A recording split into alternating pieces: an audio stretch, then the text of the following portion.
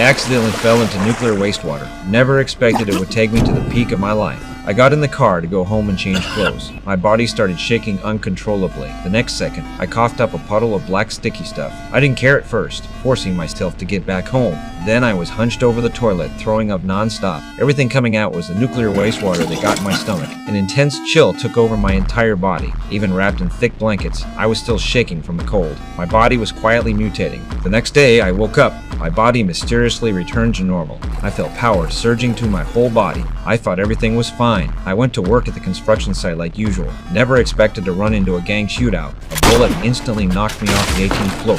At that height, a normal person would be dead, but I just lay on the ground unconscious for a few minutes, then suddenly woke up. I was stunned. I just fell from the 18th floor but didn't die. The gang was still upstairs. Without a word, I sprinted home. I ran dozens of miles in one breath, not even out of breath, like I had endless power in my body. Got home with no time to think. The most important thing was to treat the gunshot wound on my shoulder. Right then, my downstairs neighbor kept making a huge racket. Instantly made me furious. I just wanted to warn her to be quiet. I threw one punch. I actually punched a hole straight through her door. The neighbor got scared and hid. That's when I realized something was wrong with my body. To test it, I pulled out my wardrobe and gave it a light push. The several hundred-pound wardrobe flew straight out. Then I went for the radiator. Pulled it off with barely any effort. Pressed down slightly. The radiator turned into an accordion. After falling into the nuclear waste, I awakened superpowers. Dirt poor as I was, a bold idea came to mind. Under cover of the dark night, I put on a mask, walked up to an ATM machine, started hammering away at it.